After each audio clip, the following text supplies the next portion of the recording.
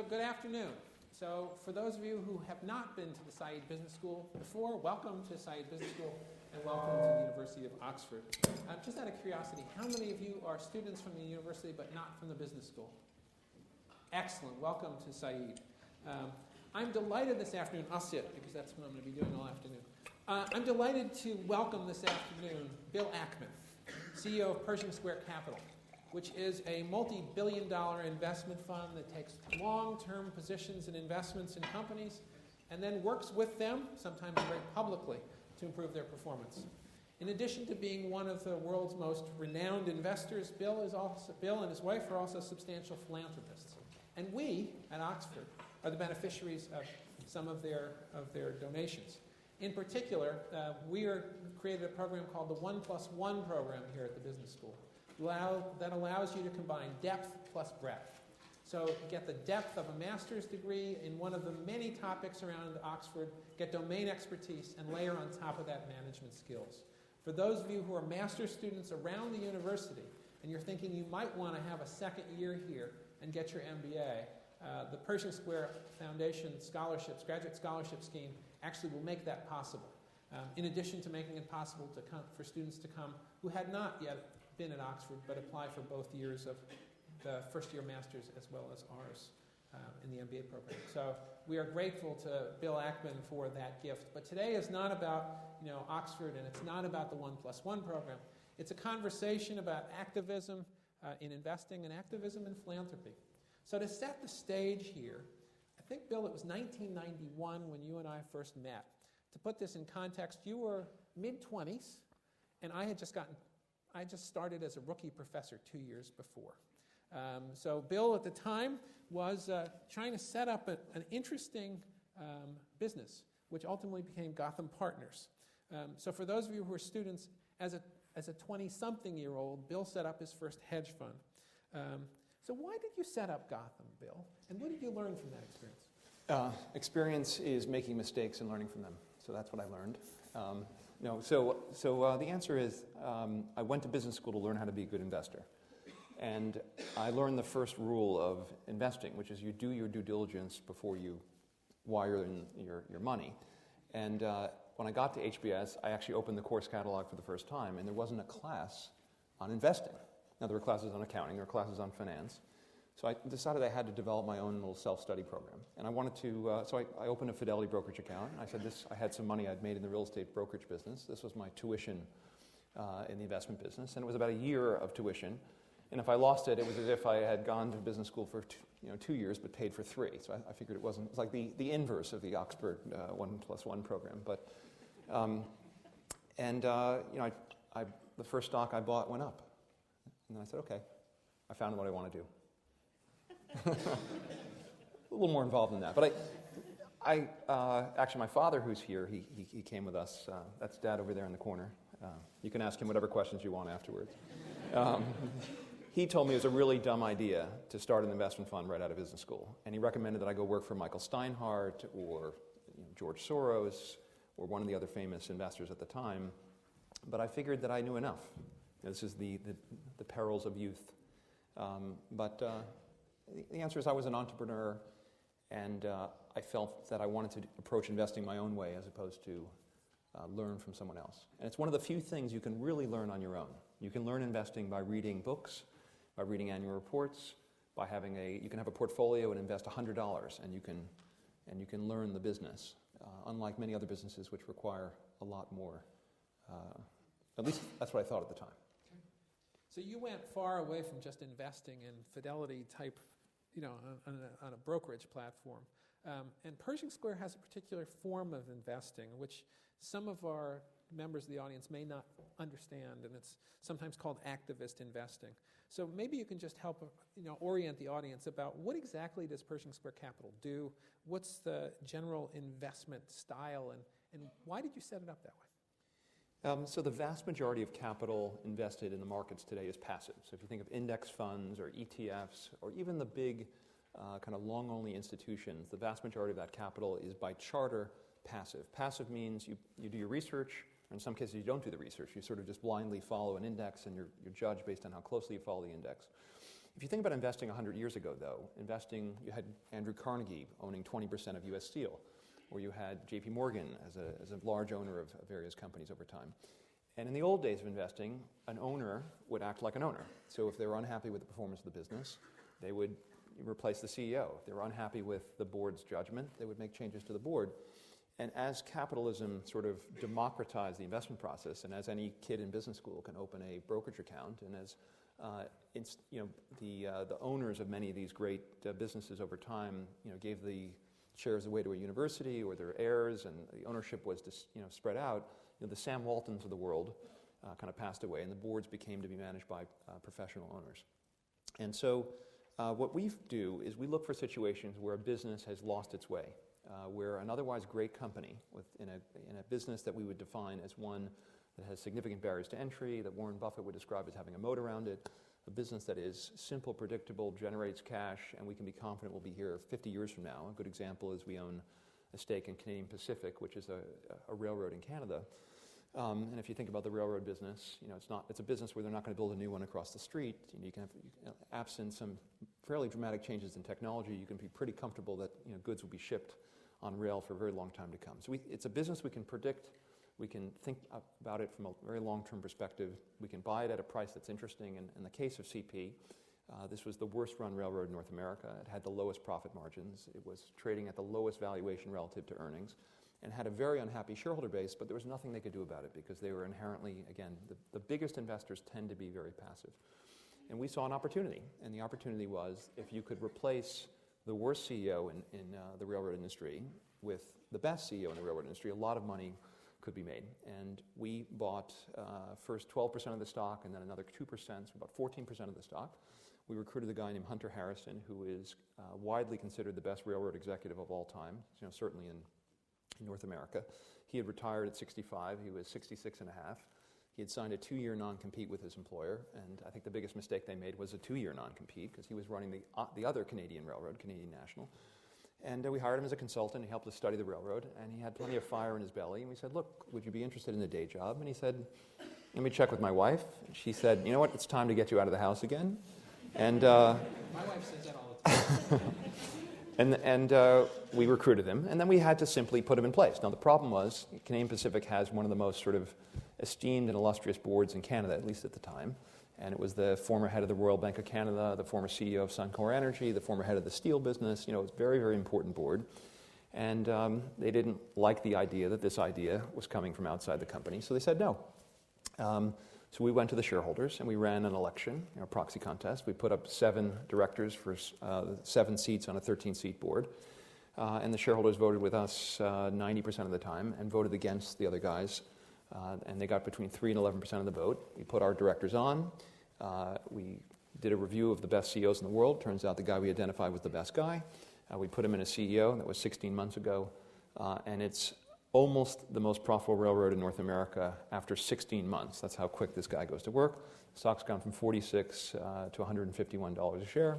It's, a little under $8 billion market cap to a $25 billion market cap. And that's kind of the perfect example. Now, it doesn't always work that way. And I have a feeling that Peter might ask me about one of those cases. So I used to cold call Bill as a student, so this is going to be fun. So it's very clear you've had notable successes. Bill's own estimation is 23, 2, and 1. Is that, do I get the numbers right? 24, 2, and 1. 24, 2, and 1. 24 wins, 2 not wins, 1 tie, something like that. And Canadian Pacific is clearly a win. I think you just monetized $800 million. That's what I read in the papers. They sold about $1 billion of stock. And then MBIA is another one where Bill was prescient about the fact that the financial markets were going to, that MBIA, which is a large insurance bond insurer, was in for a bad ride, and you figured that out. But there are some, the 2 and 1, where I think what you've said in some of your recent things, where you've had some things that you've learned from those experiences. They might include, for example, JCPenney, that's been in the news this summer. So what have you learned from the successes, and then maybe what have you learned from the ones that haven't been successes? Again, as I said at the beginning, experience is making mistakes and learning from mistakes. And unfortunately, as students, you haven't made many mistakes yet. If you've gotten to Oxford at this point in your career, The biggest risk is you probably haven't screwed up a lot. And so, the risk of that is when data comes across your desk that's inconsistent with your being successful, you're less likely to pay attention to it than if you've made a few mistakes. So I encourage you to make some mistakes. Actually, I've made plenty over the course of my career, and I think I've been very successful over time, but it's not been a straight line up. In fact, if I were a stock, it would look something like this after business school, and then...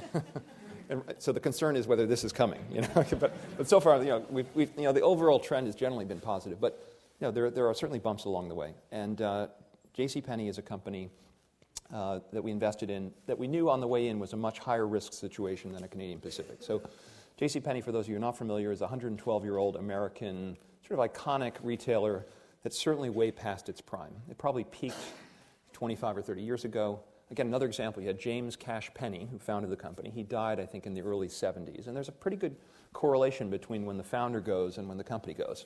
And part of that has to do with governance, which is a topic I'm sure we'll get to. But the time we invested, JCPenney stock was down from $80 to about $20 a share.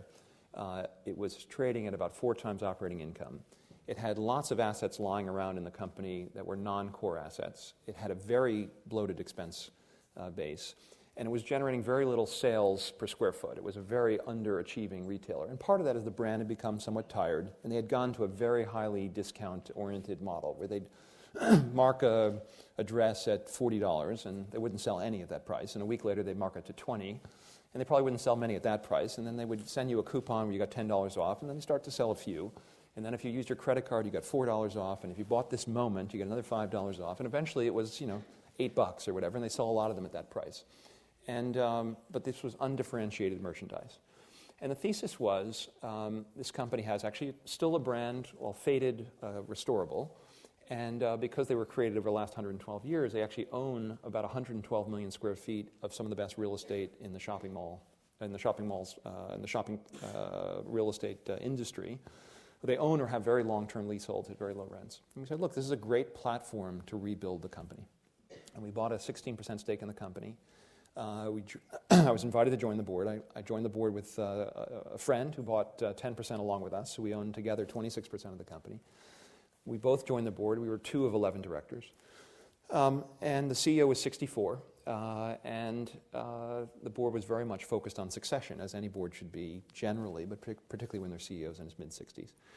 And we helped the board with succession, and there was a candidate that kept surfacing as the best guy in retail. And this guy's name is Ron Johnson, and he had an ideal background. He didn't go to the Oxford Business School, but Saïd, he went to Harvard Business School.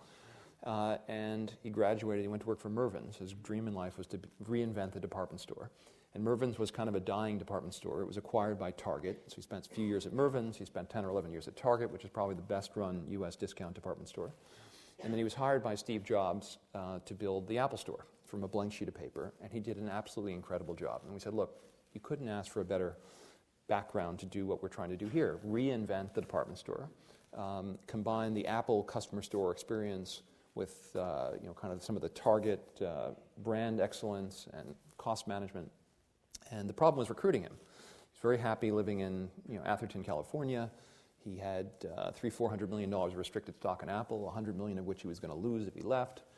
And he had kids who were 13, 15 years old in the middle of their, at a time when parents don't like to move. But I managed to convince him to take the job, and he walked away from $100 million in restricted stock. We gave him $50 million to make up for it, but he still took a loss when he took the job. And then he invested $50 million in 7-year options that he bought with his own money that he couldn't sell for 6 years. So I thought this is the absolute perfect thing. We have the best guy. We've got a great platform at a really cheap price. We have the perfect alignment of incentives. And I thought, it's done. But it didn't work. But it didn't work. And so Ron got started in November of 2011, and he proceeded to make a series of changes, many of them very favorable. Among them, he took a very hard look at the cost structure and found about $1 billion that he could take out of the cost structure of the business.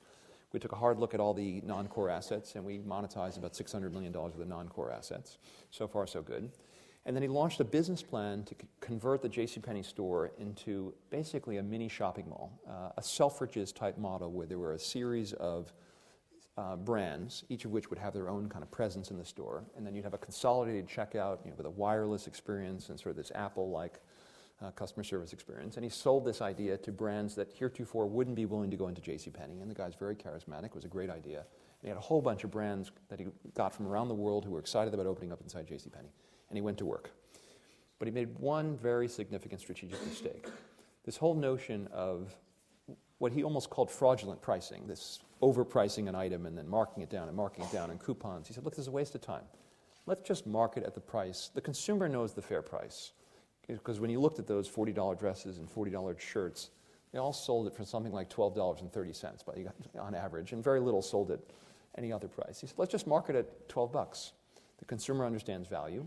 We can save a huge amount of, the company had spent an enormous amount of man hours actually changing signs. If you think about how often they're constantly repricing and reticketing and changing signs, it made the stores look really cluttered.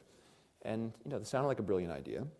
And the Apple experience was not about testing. So instead of trying this out in one or two stores or in a region, he rolled it out across the country. And it failed. And the customer who had become accustomed to getting coupons in their Sunday circular, all of a sudden the coupons weren't there, and so they decided not to come. And we lost about a third of our customers after about 12 months.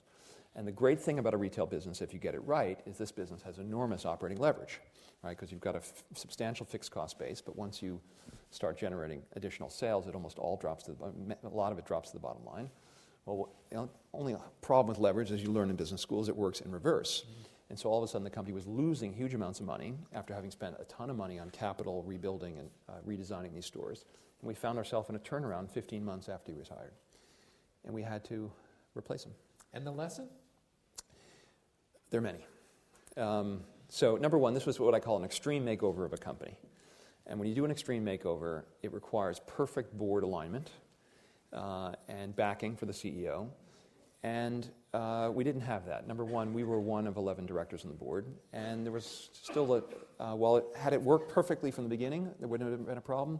As things got dicier, there was a divergence of opinion on the board of what to do and when to do it and who to hire. So I think that's one interesting lesson. I don't think I'll ever go on a board and be one of 11 anymore. I like going on with a mandate like in Canadian Pacific. Two, I think Ron is an incredible talent, but I don't think, like the students in the room, he'd ever made a mistake before. And I think it was, as the data kept coming back, Ron still had a lot of confidence it was going to work. And you've got to back your CEO and give him rope. And I think Ron will be, and I think he'd say this today, he'll be a much better CEO the next time because having had a big negative experience like this. I think third, retail is one of the businesses where you can really test, right? You can take a region, you can take a store, and you can try things out and rejigger them and test them. And I think, the Apple experience, Steve Jobs was all about the customer doesn't know what he or she wants. I know what the customer wants. And Steve Jobs, got it right. I think in retail, there's a kind of a saying, the customer knows what he or she wants. And I think you really have to listen to that. So while I still love the vision for JCPenney, I think it was right. I think the execution was difficult. To do something like that, and also in the public domain, right? This is a major change, and the company was constantly being harassed by the press, and Ron was attacked. I think it makes it difficult to make decisions in that kind of a public context. There's a lot. I could use up the rest of the lecture here with that other ideas. What's amazing for the audience is this is on the bad side of the ledger, and Bill, you being so frank about what worked and what didn't work. I think this is how we learn at a business school, because even though you may not have failed yet, us old guys typically have, and we have an opportunity to do that. Actually, on failure, just for a second, I don't know, there are very few people, you look at the most successful people in the world, I know very few of them that haven't had a major failure. If you read through they're not the financially most successful people. If you read through the Forbes billionaire list and you read their stories, they've had failed businesses and they've lost everything and they've hung on they've almost died holding on to the ledge. What's his name? The guy on CBS and Sumner Redstone. Redstone, yeah. So there are lots of examples of people who had huge adversity. And I think it's how you deal with adversity that determines your ultimate success, as opposed to how you deal with success that determines your ultimate success. So that's one of the things I've learned. Good lesson. From JCPenney and otherwise. Okay. So you're an investor, Bill, but once you get on a board, you're also, you're a board member inside Pershing Square. You are a kind of a manager and leader. So how do you describe your personal management style, your leadership style? Not necessarily as an investor, but when you're actually leading things inside or around. Okay, so The only leadership role I have in a public company today is I'm chairman of the board of a company called the Howard Hughes Corporation. And there I'm a non-executive chair, and I work, I have an outstanding CEO, a guy by the name of David Weinrev, who runs the company, and he's outstanding. The key things I did there were, one, I recruited him. Two, I gave him, we set up an incentive arrangement with him. He was the first guy I did one of these, buy 7-year warrant, you can't sell for 6 years. We put up his own money. In his case, he invested $15 million, it's worth $150 million 3 years later. So in his case, it seems to have worked better than in the JCPenney case. Although I would say in the JCPenney case, it worked well too for a second, in that he lost his $50 million. So he did, the alignment was there. But that doesn't guarantee you an outcome. But key, set up the incentive structure so that the management's issues are aligned with yours, and then just be direct. My approach in business, in my personal life, in a management role, is extreme candor. And I think that if you live that way, you'll run the risk of offending various people over time, but you'll have much better relationships because, if you tell people the truth, first of all, it's not typical. A lot of people, in the interest of politeness or fear of confrontation, or it's just uncomfortable, don't speak the truth. And that goes for people on boards. Mm-hmm. There are lots of examples of super talented people sitting around the room as an institution is failing. Think of all the banks during the crisis where people were not willing to confront the CEO. So I'm willing to confront the CEO, but I'm completely candid with him about his successes and his failures.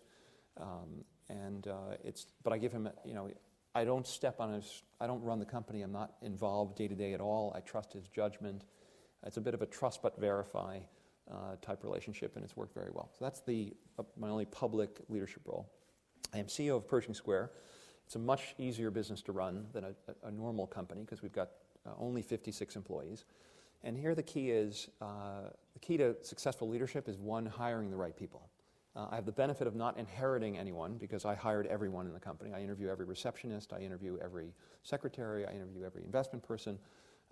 And so I get to pick ultimately everyone that I work with, and that helps leadership a lot. Because if you hire, the key behind leadership, if you hire super talented people, you don't need to do that much leadership because they're going to do the right thing. Second thing is setting up the incentives correctly. So in Pershing Square, everyone is incentivized by how the overall firm does, which I think is a good dynamic because it creates teamwork. I follow the same extreme candor approach in evaluating people. And I care about everyone I work with as I do of family members. And so we look out for each other, and if someone's going through a difficult health issue or personal issue, financial issue, or I have the benefit of having a lot of relationships, and whether it's the medical community or in the business community or in the political community, and so we help our people. And we don't tolerate insincerity.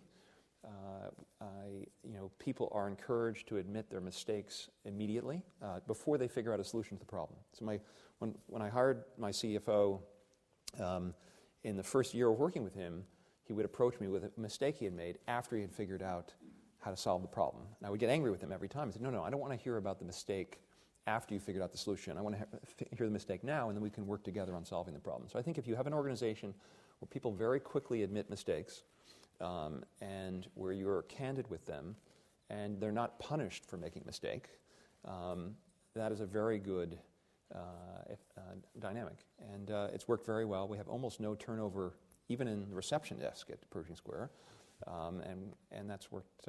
It's been a good model. And so I don't do that much leadership, other than I guess on the leadership side, I think you have to. You have to set an example in terms of the way you live, in terms of the way you behave, because that affects how other people will watch you. So my other key success factor for being a leader in the 21st century, in the era of everyone having a video camera on their cell phone, is assume that everything you're doing is being videoed and recorded at all times, and that will, and consider that the video ends up as a top video on YouTube, and then adjust your behavior accordingly. So. Fair. You are being videoed, by the way. So, if I'm correct, all or almost all of your investments have been in North America. But I note that you are creating a new fund that will be listed on the London Stock Exchange with an eye to raising money from the global capital markets. Any observations on opportunities for your kind of investing outside of the Americas? Sure. I think there are a lot of opportunities for shareholder activists in markets outside the United States. The reason why we focus on the U.S. is because there's a lot to do. It's close to home. I speak the language, understand the law. We're very well known in the United States. I know every CEO in America knows who I am, so if I pick up the phone and call, I'm going to get a returned phone call. And we do so few things a year. If we do 3 things a year, that's kind of a big year for us. So we have a lot of wood to chop before we need to go far. And as much as it's fun to come to Europe, I'd rather come here on vacation than to come here for a proxy contest. And if you have a problem, by the way, so JCPenney was a problem. I spent a lot of time in Texas, but Texas is a lot closer than Japan or Italy and so on. Maybe not culturally. Yes, exactly. So all of that said, and I think the U.S. Shareholder activism has become very well known and understood, and directors are very responsive to shareholder activists. Whereas I think Europe is probably 10 years behind in terms of the degree of shareholder activism and how directors respond and precedent and so on. So I think it's harder here, but I think it's going to happen, because I think passive investment management as a long-term strategy is not a great long-term strategy other than in bull markets. And so I think the demand for returns to meet pensioners' obligations will make shareholders inherently more proactive and unaccepting of underperformance. So Bill was interviewed on Charlie Rose recently, and I watched it in preparation for tonight. And one of the questions that Charlie Rose asked you was, if you weren't an investor, what would you do? And after a little bit of throat clearing, you said, I always thought about government. So suppose that we follow up on that Charlie Rose question. And I can look at some of what you've done is, in some sense, to recast it as almost like a private regulator, what you did with MBIA and Herbalife, which we'll get to in a second. I really see you as a private regulator. But suppose you were in government. What part of government would you be in, and what would be your mandate? So not sure I'm ready to go into government. A lot of downside associated with that. But look, there will come a point in time, hopefully there will not come a point in time, I think a better way to say it, where I won't be frustrated with how our government is run, that I'll feel I need to do something about it. But I think that the business community globally has stepped out of government to too great an extent. And I think the consequences, so I think the typical sort of point of view in the United States has always been, our government's not that particularly well run, but it's such a great country that it doesn't really matter. And I think it's increasingly matters. So if you think about the United States as a business, right, we've gone from being very conservatively financed to approaching over leverage. The governance structure is inherently dysfunctional in terms of our ability to make decisions about even meeting our contractual obligations to our bondholders. The fact that we had a debt ceiling crisis only a couple of weeks ago is a perfect example. That we imagine launching a business appealing to like 100 million new customers, and the website going down the first day and not working for like a month. Okay, imagine if that happened in the private sector. Would anyone keep their job that worked for that business? I think that our government has not shown itself particularly effective at things business, and I think the running of the country, a huge part of that is the president is the CEO of America, and he's responsible ultimately for how the website works. It's like Jeff Bezos. The website goes down, you don't blame the CTO, you blame Jeff Bezos, and I think that what I like about what I do is we can work to make business more effective, and at some point, it'll be time for someone to take my spot, and the question is whether I can be helpful on government. And I don't know what the right role would be, but it's tough. Having been, the benefit of where I am now is the buck stops with me. The question is whether I want to work for someone else. And so I guess I either have to be CEO or maybe I have to find something else to do. Okay. We're waiting for the post of CEO USA here, so that's coming. They should have that post. There should be the president. And there should be the guy who runs the business of the country. Or chief operating officer. Seriously. So we'll suggest that next time. The president can shake hands. He can attend funerals. Okay. There you go. Someone should run the country. Yeah. I would be remiss if we spent this time together and we didn't talk a little about Herbalife. For those of you who don't know, and Bill is going to explain more, this is a direct selling scheme, which the day I came to see you in New York, you were about to, or that day you were launched your PhD length report on all the various problems with Herbalife. You then had a substantial short position for those of you who don't know finance. So that's basically setting a position such that you benefit if the stock goes down. A very public and nasty battle with Carl Icahn. And in the last few days, I see restructuring your position from shorts into put options. Forget about that for those of you who don't worry about finance. And one element of this deal which was extraordinarily novel, I mean the whole thing was novel, was your announcement that you would donate your profits from the trade to charity. Can you explain what's going on at Herbalife, and in particular maybe focus on that last piece, which will be a bridge to some things on philanthropy.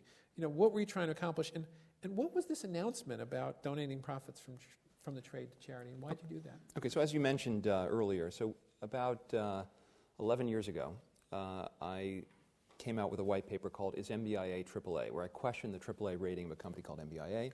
I disclosed on page 1 of that report that I had shorted the stock and bought CDS, a kind of an insurance product betting on the company's credit deterioration, and caused a bit of a stir with this paper.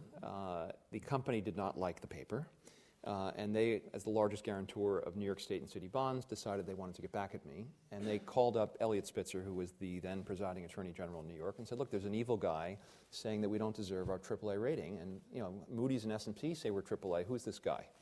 And Moody's and S&P would later lose some credibility after this, but this was a 150 to 1 levered company. It was guaranteeing a whole sort of very risky subprime CDO, CDO squared, CDO cubed, and so on and so forth, and it was insolvent based on the exposures, and a good analyst digging deeply could determine that. And I came public with this, and I was largely ignored, and I kept at it because I'm a persistent guy, and I made a series of presentations.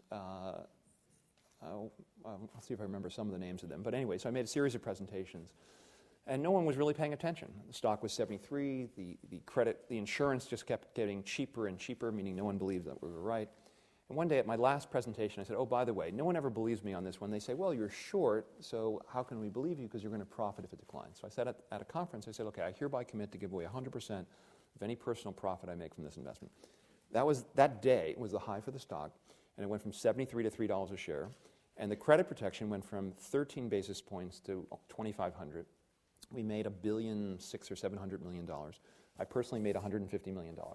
And the $150 million seeded was really maybe the second or third grant, but the big grant that created the Pershing Square Foundation. So the Oxford program is an indirect beneficiary of the failure of MBIA. Thank you. The failure of the financial system actually has a silver lining. I love that. So the problem with short selling is it's something that, even though it's perfectly legal, it's something that people have a degree of discomfort with. It's almost perceived as un-American to bet against a company. And we, by the way, only do it in very rare circumstances, and generally only when we believe when it's good for America or good for the world for the company to disappear. And so in this case, you had a company that was assuming more and more credit risk and had only a tiny capital. They had $5 billion of capital and $1 trillion worth of obligations they were guaranteeing, and because they were AAA rated, banks and other institutions were not holding capital against these exposures because regulators say if it's AAA rated, you don't need to hold capital. So this was creating, in fact, in my testimony to the SEC, and there's a book called Confidence Game, which is about my battle with the company, and if you go to the Confidence Game website, all of my transcripts of testimony to the SEC and the Attorney General, actually online, you can read them, and in there, and this is early 2003 timeframe, I said there's going to be a credit crisis if you don't shut this company down. No one paid attention. Anyway, I came across a company. Anyway, so I think the giving away of the profits made people say, look, maybe this guy actually believes what he's saying. People paid a little more attention, and I think that helped. And it's probably going to give the money away anyway, so it's easy to give away when you don't have it. After you receive the $150 million, then it's really, oh, okay. So the second time round of consequence is a company called Herbalife. And Herbalife is a company that's reportedly in the nutrition business. They sell protein powder shakes, they sell vitamins, they sell herbal tea, they sell some nitric acid type things that supposedly are good for your heart. These are all commodity products. They're made by 5, 6, 10 different manufacturers. You can buy them at your local pharmacy. You can buy them at your local GNC if they have that here. You can buy them at your local supermarket. But the price you pay at your supermarket is about a quarter to a third of the price you pay for the Herbalife product. So who in their right mind would buy this overpriced stuff? The Herbalife's number one product is called Formula One. No one's ever heard of Formula One other than the race. And it competes with a product called Slim Fast, which I guess many people in the room may have heard of. It's a product made by Unilever. Slim Fast sells 100 million, 150 million a year. Herbalife ostensibly sells 2 billion of the same product. Now, how is it that Slim Fast sales have been coming down every year, and the Herbalife product has been growing? It's sold by what they call a direct selling model, and the way that works is, your name is? Marianne. So Marianne comes to me and she says, Bill, don't I look terrific? I've been losing weight. I've got this product I've been using. And I said, wow, you look fantastic. And she said, would you like to try it? I said, sure. A friend approaches me, and says, hey. And so you try it. And then she says, hey, would you like to make a little money on the side? And in this economy, who wouldn't want to make a little money on the side? And she convinces me to become an Herbalife distributor. And she tells me that if I sign up 5 friends, and each of them sign up 5 friends, and each of them sign up 5 friends, pretty soon I'll be collecting royalties, and I can retire rich, or if I'm less ambitious, I can make some little money on the side. And as a unsophisticated, unemployed, low-income person, which is the target audience for Herbalife, this kind of pitch from someone I trust sounds appealing. And the unfortunate thing is that something in order of 99% of the people lose money. There are about 50 that make 5 or 10 million a year. There are about 1,000 that make a few $100,000 a year. And the other 3.6 million lose, anywhere between $300 and $3, $8, $10, $20, $30,000. And it's really a money transfer scheme. It's a pyramid scheme. It's like a chain letter. When you got one when you were a kid, send a dime to the following 11 people on the mailing list, and in 3 weeks you'll have $1,000. If you think about what a Ponzi scheme is, it's a money transfer scheme without a product. A pyramid scheme is a money transfer scheme with a product. And they do smart things like put the Herbalife logo on football jerseys of famous soccer stars, and they back various teams. That's very appealing to the Hispanic community, which is actually the target audience that they've been very successful with. Now, unfortunately, or fortunately, pyramid schemes are illegal. Now, here's a pyramid scheme. It's got a $7 billion plus market cap. It trades on the New York Stock Exchange. It's been in existence for 33 years. How is it possible that this company could be a pyramid scheme? The answer is, it is. And in fact, they've used their tenure as a public company and the New York Stock Exchange listing and the imprimatur of a Nobel laureate they paid $15 million to serve as representatives of the company, and lax regulatory regime in the U.S. to allow this pyramid scheme to grow to an enormous size. And the problem with pyramid schemes is they run out of victims and they inevitably collapse. And I can actually prove to the audience very quickly that this is a pyramid scheme. And I'll do that by asking you a question. So Herbalife entered the UK in 1983, 30 years ago. Okay? Pepsi has been in the UK for a longer period of time. But after 30 years, Pepsi had a good quarter last quarter, and they grew their sales at 3% in the UK. What do you think Herbalife grew their sales last quarter in the UK at? Let's have a guess in the audience. Raise your hand. It's no risk of being wrong. Yes? 1%. Okay. Someone else? 140%. That's interesting. Okay. 20? 30%. The answer is sales grew 92% last quarter. And how is it possible that, maybe people are getting fat at an incredible rate here. But absent that, the reason why it grew very quickly is they found a new immigrant population to go after. And this is a product where there is a boom as people get recruited, and then very quickly, when the population gets saturated, it collapses. Right now, the UK business grew enormously and then collapsed, and now it's beginning to grow enormously. It's maybe the Vietnamese population. I was with one of my investors and said, I think the women who work cleaning the office are Herbalife distributors, and I met with them. And people are convinced to become Herbalife distributors that you have to buy $3,000 worth of inventory in order to start getting these royalties. And what it is effectively an inventory loading type scheme. So anyway, so that's what the business is.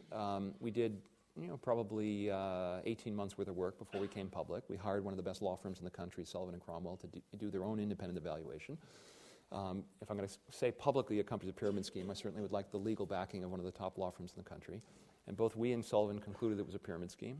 And on December 20th, I made a public presentation. And there's a website called Facts About Herbalife. You can watch the presentation. There's lots of other data there. And so far, so good. Until Carl Icahn came along and bought 16% of the company, said it was totally wrong. And it seems like every day he goes on CNBC and says what a great company it is. And every time he says that, the stock goes up another couple of dollars. And in the meantime, the company's reporting very good financial results. But I'll make a prediction, and I don't know if I'm back here in a year. Maybe we'll invite you back. Okay. This business will be shut down. okay, this business will collapse. I can't give you the precise date, but we will have made progress to that in that direction within 12 months. So that's my prediction for today. And the profits will go to the Pershing Square Foundation, and maybe Peter will have some other idea for another Oxford program. There you go. Which is a great segue. So, Bill, you and Karen are kind of, you signed the Gates Buffett Giving Pledge. Your family's made a substantial commitment to giving away your money. We could talk about that in general terms, but let's make it more personal here. You were kind enough to fund these 1+1 scholars. The whole point of these is, people are going to study depth and breadth. And then go off and change the world. 25 years from now, you'll be in your 70s, I think. I hate to admit that, yes. Okay, fine. 72 to be exact. There you go. So you're still young enough to be on the stage. 25 years from now, we have a stage full of one of Pershing Square graduate scholars. What will they have accomplished? What do you want these people that you're funding to have done in the world? So what's interesting is there's an enormous leverage in people that, in a single person, right? There are people that change the world, and a good example of that, and I'll give an example of someone who might go to the program someday, or someone like this. So we were talking about Wendy Kopp earlier today. Wendy Kopp founded something called Teach for America. I was at the organizing meeting for Teach for America in 1990. A friend invited me to come, and she got a group of friends together, talked about the education system in America, about how the best and brightest have not been going into teaching for a very long period of time, how she wanted to change that, how she had an idea to solve the problem, and she wanted to start something called Teach America. It wasn't actually Teach for America back then, until they decided to form this thing, and then, 6 months in, someone else had the name Teach America, so they changed it to Teach for America. Anyway, so Wendy Kopp has built a massive organization that recruits, I think something on the order of 10,000 kids right out of college to go into teaching for a couple of years, typically in very difficult neighborhoods. And they teach math, and they teach science, and they teach something related to their undergraduate degree. They get exposure to teaching. They meaningfully improve the teaching quality for the schools they participate in. And a very high percentage, something like 65% of them, go on to careers whether in teaching or in managing schools, or in just the education field generally. So if you think about the multiplier effect of what Wendy Kopp has achieved, I think it's been a very big thing for our country.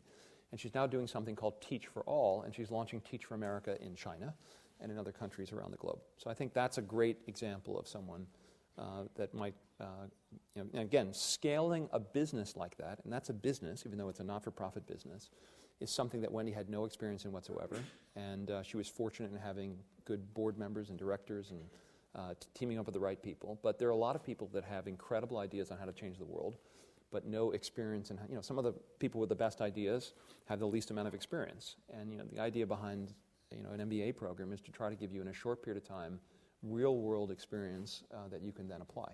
And so Wendy's a good example. Another example might be a guy that we've backed named Andrew Yoon.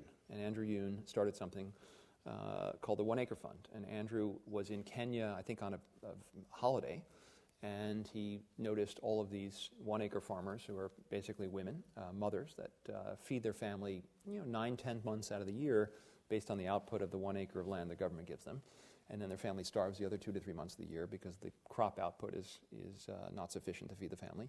And they use very primitive farming techniques, and they use very primitive seed technology and very primitive fertilizer, and the result is a very inadequate crop year after year. What Andrew said was, what if we could teach people better farming techniques, better irrigation techniques, get them access to better seeds that more virus resistant and so on. And he built an organization called the One Acre Fund, and he's now trained 130 or 40,000 of these 1 acre farmers, and he's actually built an organization that has a field, it's got an organizational structure like a big company that's servicing these 130,000 farmers. He's grown at something in order of 50% compounded for the last 5 years, one of the fastest growing businesses. And it's almost, he's self-financing, because what he does is so you take the initial output, your average output was whatever many bushels of corn, and he says, look, I will provide you with better seed technology, better fertilizer, better access to markets, and you give me half of the increase in output as compensation for what I give you. And the farmers sign up for this deal, so they're able to reinvest the profits from these more profitable farms into helping more farmers. And we provided what amounts to a revolving working capital loan that he uses to to buy seeds and fertilizer, and then he recovers the capital when the crop is done. Again, brilliant idea, and growing at an enormously rapid rate. He's got a shot for the Nobel Prize, I think. So that's another potential. Imagine what he could have accomplished with his Saïd degree. Absolutely. And let me give you one more example, because not all of these are going to be not-for-profits. And one quick thought on not-for-profits. I think not-for-profits are generally a worse way to approach a business problem than a for-profit. If you think about the typical not-for-profit, it generally has people who are undercompensated. They don't have a profit motive, so it's actually in many cases it's difficult to define success, to judge the progress of the business. The boards of directors tend to be less attentive. They tend to be too big. They tend to not pay as much attention. There tend to be a lot of other companies in the same sector pursuing the same areas, but there's no M&A activity. So it's not the typical not-for-profit is a dysfunctional business. So the way we approach things in the Pershing Square Foundation is we say, look, is there a for-profit solution to this problem? If so, we fund that one.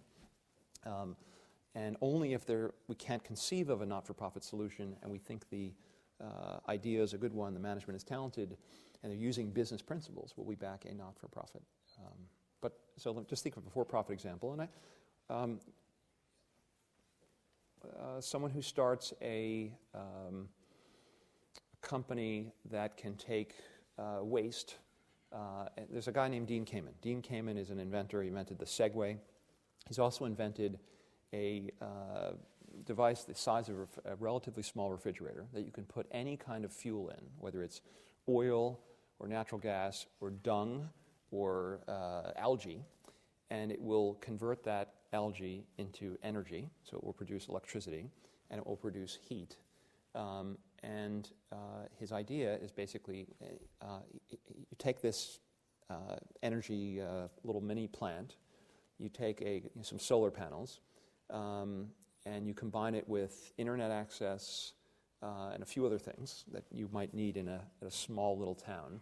You put them in a shipping, one of these containers, and you just drop it in sub-Saharan Africa, and it becomes. Oh, and he also has a device that treats the foulest water and converts it into fresh water. So you have energy, you have heat generation, and you have solar, and then you have internet access plus clean water.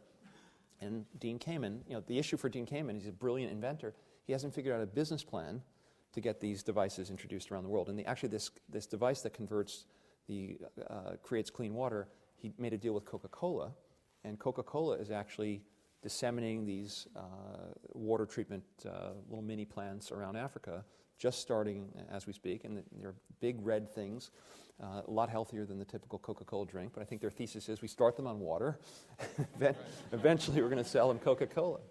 Anyway. So you've given us lots of inspiration for what you all can do over the next 25 years. I'm going to ask one more question, and you should be thinking about the questions that you want to ask to Bill, because that's what comes next. I'm going to preference students first, and we'll, since we started a little bit late, we'll probably run over a few minutes. So, Bill, I would like to welcome you to the Oxford family. This is not your home university. You'd spent a lot of time in Crimson, as I did, but I'd like you to think about this as your family. But this is not your real family. So I know when I hosted you and your wife this summer, you were a doting parent, and your dad is sitting over there. So what influence has your family had, both your parents and your other family, your own family, on the person that you are and the work that you do? So let's start with Dad, because he's in the room. So my dad told me that I should never work for anyone else because they'll never pay me what I'm worth. And then he tried to convince me to work for him.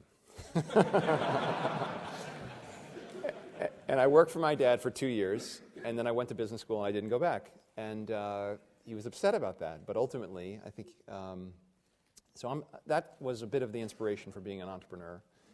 And I was an entrepreneur as a kid, and I had my car waxing business, and I had my ditch digging business, and you learn about the relative measures of different businesses. Only so many ditches you can dig yourself, and so on and so forth. So I had a very early business education, which I think was very helpful to me, and a lot of that I thank my dad for. My mom, I describe myself as the most persistent person in America, but actually that belongs to my mother. And it's usually when she wants me to do something that she behaves that way. But my mom, when I was probably 13 or years old, she was very unhappy with the quality of the rail service to our hometown. I lived in a suburb of New York City, and we had these old 1950s diesel locomotives that were always late and literally had rusted holes in them. And my father would never get home in time for dinner, and the commute would take a very long period of time. My mother was very frustrated by this. And she joined this sort of nascent but failing kind of grassroots organization to improve the rail service. And then she made it into something. And she ended up running a petition drive. She got, 17,000 signatures, which is a lot for a petition. Went to Albany and ultimately ended up getting something like a $700 million grant to redo the entire rail system into an electric kind of modern day system. And my mom ended up going on the board of the MTA, which is the Metropolitan Transportation Authority in New York City. And people wanted her to run for government and everything else, but she decided to stay to raise her kids and be a mom. But I think it's a pretty inspirational thing for a kid to watch. And so I had from a lot of inspiration from Mom, incredibly persistent, unbelievably competitive. I'm a tennis player, but my mom is the most competitive tennis player. So you learn competitiveness from Mom, entrepreneurship from Dad. The other thing I would say is, I'll tell you the most significant, I think in the course of my life, what are the most significant moments? My dad won't remember this, but my dad's car, the tire, it had a tire that lost its inflation, and he asked me to change the tire, and he's standing right next to me. And our driveway was kind of like this. It was on a decline, and my dad's like, well, go change the tire. I said, Dad, I'm not going to change the tire with the car on a. He said, no, it's just a very slight slope. It's not a problem. I want you to go change the tire. I said, no, Dad, I think it's a really dumb idea. Bill, I want you to do this right now. And I'm, 14 years old. My dad tells me to do something. So I got the jacket at the back. I jacked up the car. I start to undo the tire. I start to remove it. And the car gradually collapses. Fortunately, I get out of the way just in time. I'm alive. I didn't lose anything. But it was a very significant moment in my life because even though he was my dad, ultimately, you have to make your own decisions. And so that was a very significant moment for me. I might have been 12. I don't remember when it was. But that was sort of the moment when you realize, okay, Dad's fallible. Okay, you can't completely rely on him. I'll give you one other... I'm giving away all these familial secrets. Let's leave it there. To be continued.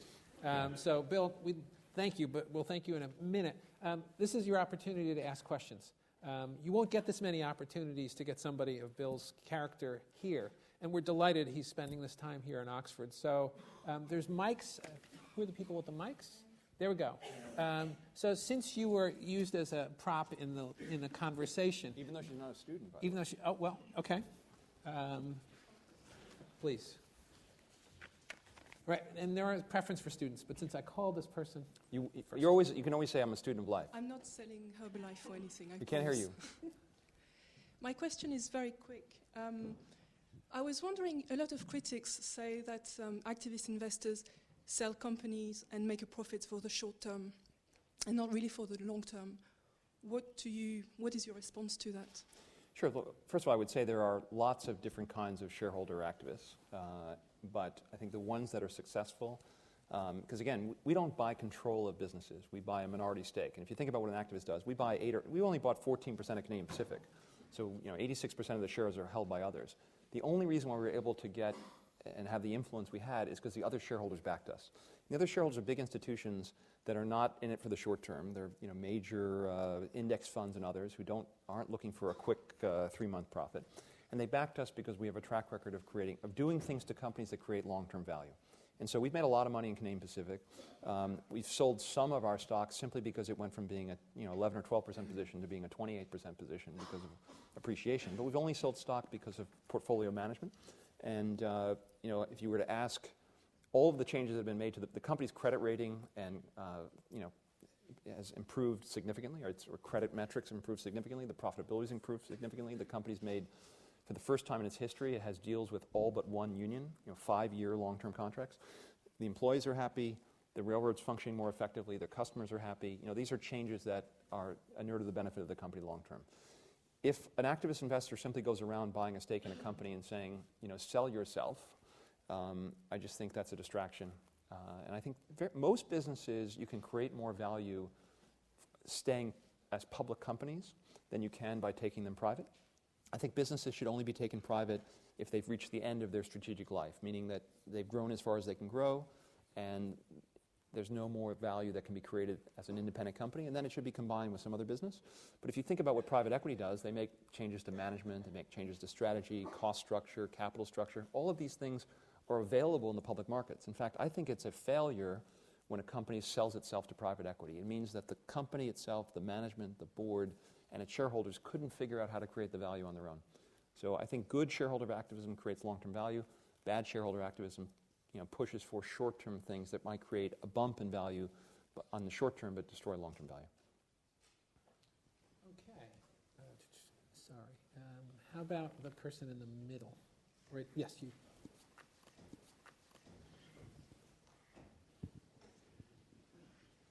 Question, given your relationship when you worked with 3G Capital and Burger King, what was your initial reaction when 3G teamed up with Berkshire Hathaway to buy Heinz in February this year? My initial reaction was they're going to make a lot of money. Just from the fact that they're 15 top-line businesses that make over 100 million, or from selling those off, or more of... No, look, the way an interesting thing to do would be on a student trip, I don't know if you can make it all the way to Miami, but if you were to go to the Burger King headquarters and you get off on like the 8th floor, there's no reception desk. You get off the elevator and you walk straight out, and the first desk, which is a desk you might see in a third-grade classroom, just a flat desk with 4 legs, you could probably buy it at Kmart or something, is the CEO. And then about 4 paces to his left is the CFO, and 4 paces to his right is the chief marketing officer, and literally the entire senior management team is in a completely open space, no offices. Behind his desk is a sheet of paper. It's got the 5 key things he needs to accomplish that year. It's got green, yellow, or red dots based on his relative progress. This is the CEO's progress. And each of the senior reports all around the office have their own metrics on things they need to achieve with commentary so that everyone can see them. The printers are all set automatically to print on both sides. You're not allowed to print color. They never allow presentations where the background is black and the letters are white because it consumes too much ink and an ink cartridge. I mean, all the executives fly coach. They share rooms at cheap hotels. If you think about that kind of culture compared to the typical big American corporation of private jets and really a lack of regard to expenses, they're just going to find, I think if I remember, the company did something like $2 billion of operating income and had something like $9 billion worth of SG&A.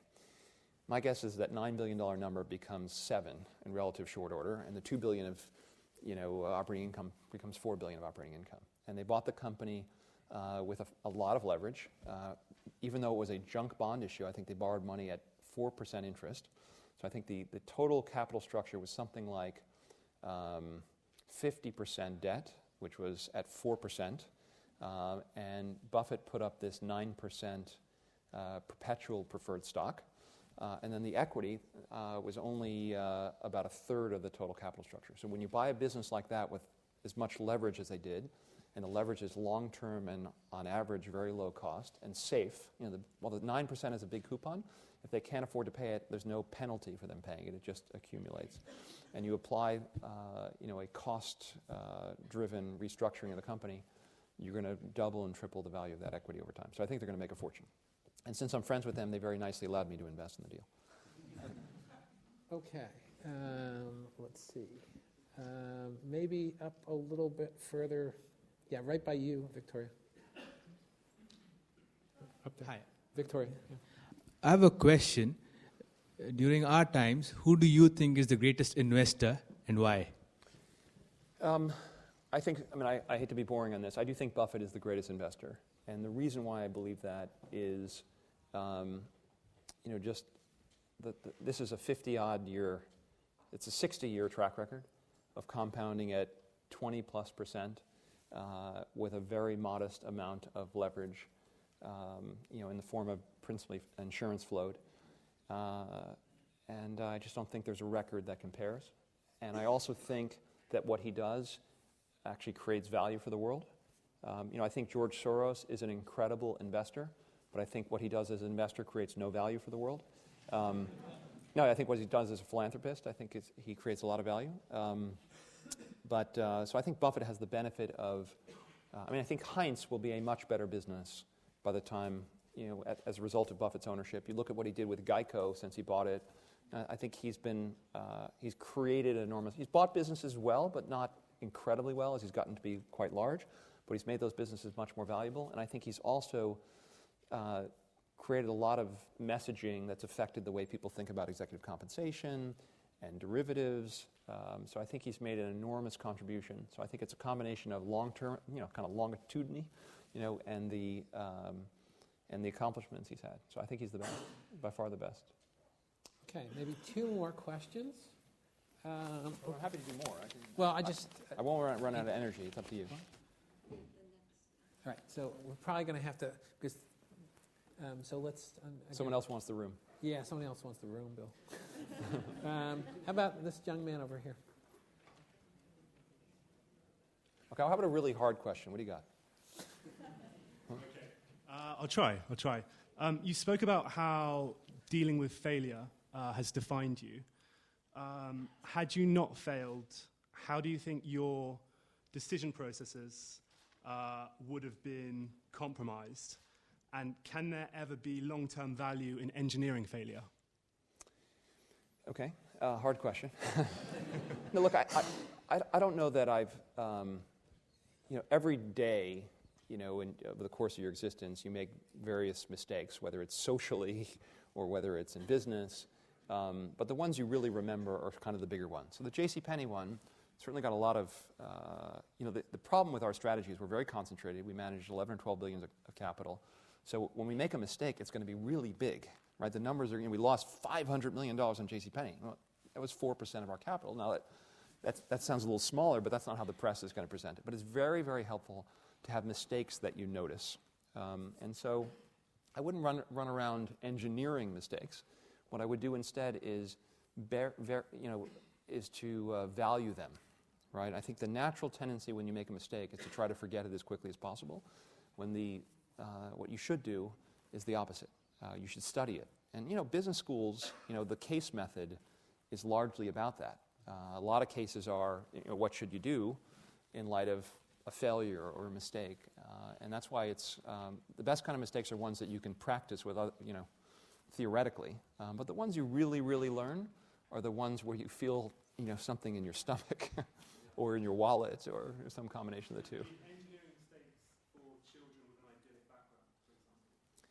Well, look, I think one of the biggest mistakes our generation is making raising kids, I don't know how many people in the audience are at that stage yet, is I think that an ability to deal with stress, what people call grit, for example, is a bit lacking in our kids' generation because I think there's a bit of a tendency on the part of the parents to keep saving our kids when they're about to fall. Everything from the way playgrounds are designed, where if you fall, well, it's cushioned,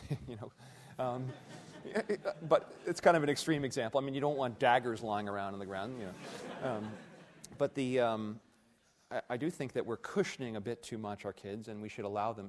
My wife is a landscape architect, and some of the kids love there's a playground called the Adventure Playground in Central Park, which would never get built today because the litigation plaintiffs probably have a field day with it. But the kids love it because it's actually challenging, and so I don't know about engineering mistakes, but I do think not saving your kid, they went into a class this year and they end up with they have no friends and they hate their teachers.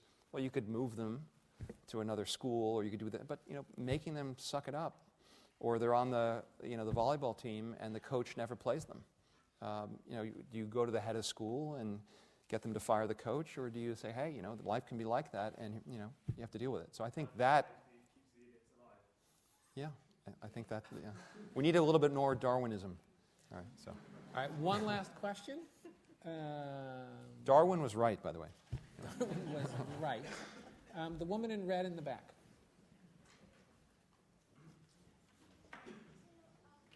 Well, I can tell this is a risk taker. This is the only person in red in the entire audience.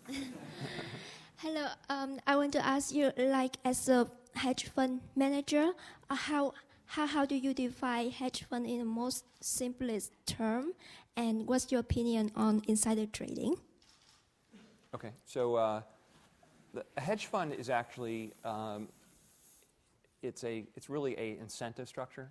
So a hedge fund manager compared to a institutional manager is compensated largely based on the profits. So we get 20% of the profits from managing capital. Now, what a hedge fund manager does is very, very broad. It's everything from being an activist shareholder to being a commodity trader to being a macro trader to being a short seller. So it's really a compensation structure as opposed to an asset class, and people sort of make that mistake. My thoughts on insider trading,